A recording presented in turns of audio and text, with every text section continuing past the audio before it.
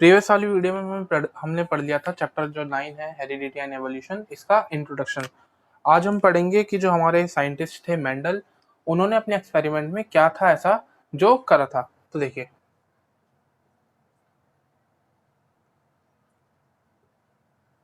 Mendel ने अपने experiment में गाइस दो चीजें करी थी। सबसे पहला था मोनोहाइब्रिड क्रॉस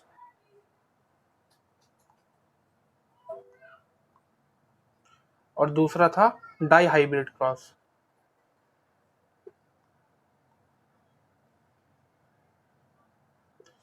एक एक करके दोनों को समझ लेते हैं कि मोनोहाइब्रिड क्रॉस किसे बोला जाता है एंड डाई हाइब्रिड क्रॉस किसे बोला जाता है। देखिए, मोनोहाइब्रिड क्रॉस हम किसे बोलेंगे?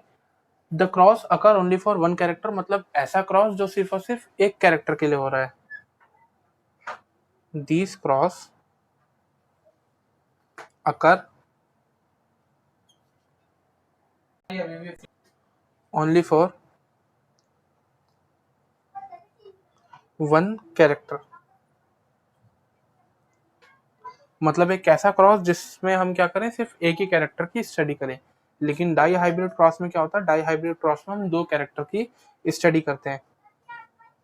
These cross occur only for two characters.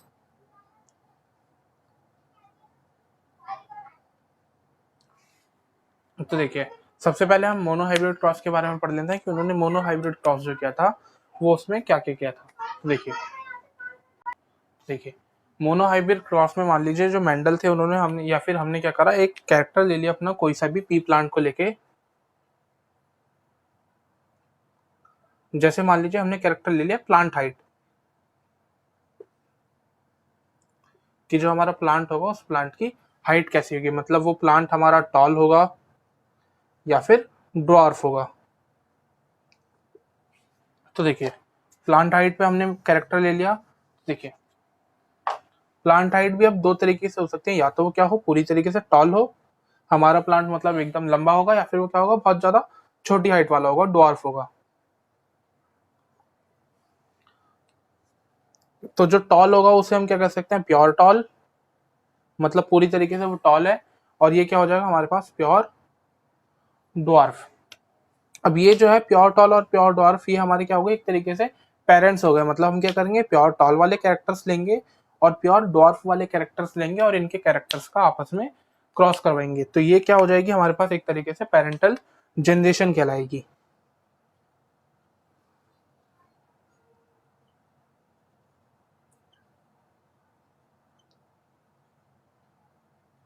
तो ये हमारे पास हो जाएगी पेरेंटल जनरेशन। अब मान लीजिए जो प्योर तरीके से हमारे पास टॉल है उसके लिए हम क्या टर्म यूज कर रहे हैं, या फिर जो हम अल्फाबेट यूज कर रहे हैं वो हो जाएगा हमारे पास कैपिटल टी। और ड्वार्फ वाले के लिए जो हम टर्म यूज करेंगे वो हो जाएगी हमारे पास स्मॉल टी, स्मॉल टी। यहाँ पे कैपिटल टी क्योंकि ये प्योर टॉल है, यहाँ पे स्मॉल टी क्योंकि ये ड्वार्फ है। तो अब अगर हम ये कैपिटल टी और स्मॉल टी की बात करें, तो एक तरीके से हमारे पास क्या है ये हमारे पास गैमेट्स हैं। जैसे अगर हम ह्यूमंस की बात करें, ह्यूमंस में एक्स वाई हमारे पास क्रोमोसोम्स होते हैं या फिर एक्स वाई गैमेट्स होते हैं और एक्स एक्स वाले होते हैं। गैमेट फॉर्मेशन के दौरान क्या होगा, ये दोनों आपस में अलग होंगे, मतलब एक्स और वाई अलग हो जाएगा। और एक्स एक्स वाले में जो हमारा एक्स होगा और ये वाला जो एक्स होगा ये दोनों अलग हो जाएंगे। इसी तरीके से ये जो है ये भी हमारे पास क्या होंगे, जब अभी गैमेट फॉर्मेशन होगी तो ये दोनों भी आपस में सेपरेट हो जाएंगे। तो देखिएगा, ये जो हमारे पास दोनों गैमेट्स हैं क्या होंगे, गैमेट फॉर्मेशन के दौरान आपस में सेपरेट हो जाएंगे। मतलब ये कैपिटल टी और कैपिटल टी अलग हो जाएगा, और ये स्मॉल टी और ये स्मॉल टी अलग हो जाएगा। और ये जो प्रोसेस होगी इस प्रोसेस को हम बोलेंगे मियोसिस। अगर आपको पता होगा इसकी जो सेल डिवीजन होता है वो सेल डिवीजन दो तरीके से होता है, एक तो होता है माइटोसिस और दूसरा होता है मियोसिस। अगर हम माइटोसिस की बात करें तो माइटोसिस में जो नंबर ऑफ क्रोमोसोम होते हैं वो हमारे सेम रहते हैं, लेकिन जो मियोसिस होता है, मियोसिस में नंबर ऑफ क्रोमोसोम हमारे पास डिफरेंट होते हैं। तो यहाँ पे क्या हुआ है, हमारे पास मियोसिस हुआ है, मतलब जो हमारे गैमेट्स थे वो मियोसिस प्रोसेस के द्वारा क्या हुए हैं, एक दूसरे से डिवाइड हुए हैं या फिर डिफरेंशिएट हुए हैं। तो यहाँ पे इन्होंने क्या करा है, इसका क्रॉस पॉलिनेशन कराएगा।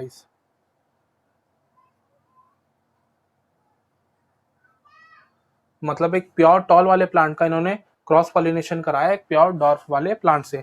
तो प्योर टॉल के कैरेक्टर क्या हो जाएंगे हमारे पास, देखिए प्योर टॉल वाला जो था उसके कैरेक्टर हमारे पास हो गए कैपिटल टी, और प्योर डॉर्फ वाले के पास हमारे कैरेक्टर हो गए स्मॉल टी।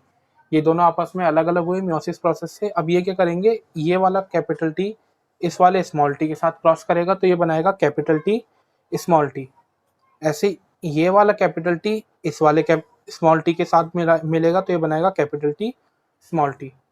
ऐसे ये वाला सेम इसके साथ होगा कैपिटल टी स्मॉल टी, और ये वाले ही इसके साथ भी क्रॉस करेगा तो ये बनाएंगे कैपिटल टी स्मॉल टी। तो ये जो हमारे पास जनरेशन आई है गाइस, इस जनरेशन को हम बोलेंगे F1 जनरेशन या फिर फीलियल 1 जनरेशन। तो देखिए ये जो उनके पास आए थे हमारे पास जनरेशन, मतलब capital T small T capital T small T capital T small T और एक कैपिटल टी स्मॉल टी। तो इनकी जो हाइट्स होनी चाहिए थी वो हाइट हमारे पास क्या होनी चाहिए थी, देखिए इसमें एक प्योर टॉल वाला कैरेक्टर है और एक प्योर डॉर्फ वाला कैरेक्टर है। तो इनकी हाइट क्या होनी चाहिए थी, एवरेज होनी चाहिए थी, मतलब ना तो ये ज्यादा बड़े होते ना फिर ये ज्यादा छोटे होते। लेकिन इनकी जो हाइट मेंडल ने ऑब्जर्व की या फिर एक्सपेरिमेंट में जो ऑब्जर्व हुई, ये सारे के सारे प्लांट्स किस तरीके से निकले थे, सारे के सारे प्लांट टॉल हुए। मतलब एक भी पौधा ऐसा नहीं था जिसकी हाइट क्या हो हमारे पास एवरेज हो या फिर उसकी हाइट क्या हो ड्वार्फ हो। सारे के सारे प्लांट कैसे आए हमारे पास F1 जनरेशन के टॉल। तो इससे एक बात मेंडल को पता चली कि जब हमने दो कैरेक्टर का क्रॉस कराया, मतलब कैपिटल टी वाले का और स्मॉल टी वाले का, तो उनसे जो जनरेशन बनी कैपिटल टी स्मॉल टी वाली, उस जनरेशन में क्या करा, एक कैरेक्टर ने तो अपनी पूरी तरीके से डोमिनेशन करा। मतलब एक कैरेक्टर ने क्या करा, अपना जो रिजल्ट था वो अच्छे से शो करा, लेकिन उसी की जगह दूसरा वाला कैरेक्टर था उसने अपने जो कॉन्सिक्वेंसेस थे या फिर उसने अपनी जो प्रॉपर्टीज थी उसे हाइड कर लिया।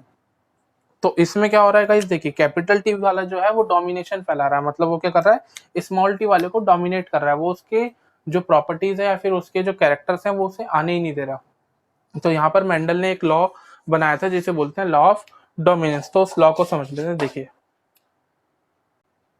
तो देखिए गाइस, F1 जनरेशन में हमने क्या देखा था कि जो हमारे पास कैपिटल टी स्मॉल टी वाले जितने भी प्लांट्स आए थे वो सारे के सारे क्या थे, टॉल थे। तो इससे मेंडल को एक बात पता चली कि इन्होंने क्या हुआ, कैपिटल टी वाले ने तो अपना डोमिनेशन या फिर अपने कैरेक्टर अच्छे तरीके से शो किए, लेकिन स्मॉल टी वाले ने अपने कैरेक्टर शो नहीं किए। मतलब इसमें क्या हुआ, एक कैरेक्टर ने डोमिनेशन करा, मतलब एक कैरेक्टर ने अपनी प्रॉपर्टीज अच्छे से शो करी, लेकिन उसकी जगह दूसरे वाले ने नहीं करी। तो इससे उन्होंने एक लॉ दिया था जिसे बोलते हैं लॉ ऑफ डोमिनेंस। इस लॉ का कहना क्या है, देखिए when two different plants of same character are crossed, then in F1 generation only one plant is appear called dominant which another parent is called recessive। मतलब इनके कहने का है कि जब भी हम किसी ऐसे प्लांट का या फिर किसी सेम कैरेक्टर वाले प्लांट का क्रॉस करवाएंगे तो F1 जनरेशन में क्या होगा, हमारे पास एक ही पेरेंट ऐसा होगा जिसके कैरेक्टर क्या होंगे, अपीयर होंगे। उस पेरेंट को बोला जाएगा डोमिनेंट, और जो दूसरा वाला होगा जिसके कैरेक्टर शो नहीं होंगे उसे बोला जाएगा रिसेसिव। तो यहाँ पे जो प्योर टॉल वाला था उस प्योर टॉल वाले ने क्या करा, अपने कैरेक्टर अच्छे तरीके से शो करे, तो यहाँ पर इसे बोला जाएगा डोमिनेंट, और जिसने अपने कैरेक्टर अच्छे से शो नहीं करे उसे बोला जाएगा रिसेसिव। फिर उन्होंने क्या करा, जो ये हमारे पास अलग अलग कैरेक्टर आए थे कैपिटल टी स्मॉल टी, उन्होंने इसका एक बार दोबारा सेल्फ पॉलिनेशन करा। देखिए उन्होंने क्या करा, कैपिटल टी स्मॉल टी वाला लिया और कैपिटल टी स्मॉल टी वाला लिया, और इसका फिर उन्होंने एक बार सेल्फ पॉलिनेशन करा के देखा कि उनके जो रिजल्ट्स थे वो क्या होंगे। तो देखते हैं। देखिए गाइस, इन्होंने क्या करा, कैपिटल टी वाला कैरेक्टर लिया, कैपिटल टी स्मॉल टी वाला लिया और कैपिटल टी स्मॉल टी वाला लिया।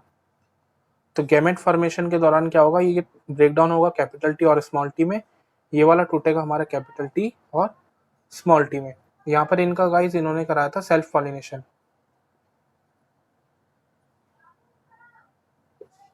तो देखिए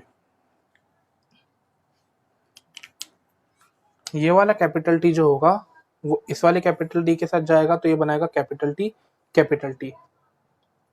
ये वाला जो हमारे पास कैपिटल टी है ये इस स्मॉल टी के साथ जाएगा तो ये बनाएगा कैपिटल टी स्मॉल टी। ये वाला इसके साथ जाके बनाएगा guys capital T small T, और ये इसके साथ बनाएगा स्मॉल टी। तो अब उन्होंने जो नोटिस करा गाइस, देखिए वो क्या था कि ये वाला प्लांट हमारे पास टॉल था, ये वाला प्लांट भी हमारे पास टॉल था, ये वाला प्लांट भी हमारे पास टॉल आया, लेकिन जो एक प्लांट था जिसमें हमारे पास स्मॉल टी वाले कैरेक्टर गए थे, वो हमारे पास आया था डॉर्फ, मतलब इसकी हाइट कैसी थी, छोटी थी। तो ये जो F2 जनरेशन यहाँ पर आई है, इस F2 जनरेशन में क्या हुआ, टोटल 4 प्लांट से 4 में से 3 जो थे वो टॉल आए, लेकिन जो एक प्लांट था वो हमारे पास डॉर्फ आया। तो इससे इन्होंने क्या करा, इनका फिनोटिपिक और जीनोटिपिक रेशियो निकाला। फिनोटिपिक रेशियो का मतलब है कि जो हमारा प्लांट है वो देखने में कैसा दिखता है, मतलब टॉल दिखता है या फिर नहीं दिखता, मतलब वो दिखने में टॉल होगा या फिर ड्वार्फ होगा, उसे बोला जाता है उसका फिनोटिपिक रेशियो। तो देखिए फिनोटिपिक रेशियो जो था वो इनका क्या आया। अगर हम बात करें F2 जनरेशन की,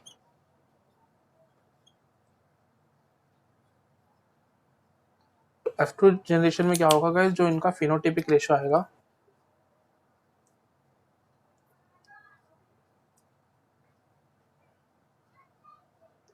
वो फिनोटाइपिक रेशियो क्या आएगा, देखिए 4 प्लांट्स में से क्या थे, 3 टॉल थे, एक हमारे पास डॉर्फ था, तो इसका रेशियो आ जाएगा गाइस 3:1।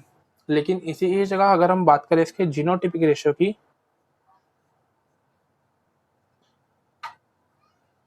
जीनोटिपिक रेशियो का मतलब गाइस वो किस तरीके जिससे के जीन से बना, मतलब उसमें कैपिटल टी है, कैपिटल टी है, या फिर स्मॉल टी है, ऐसे।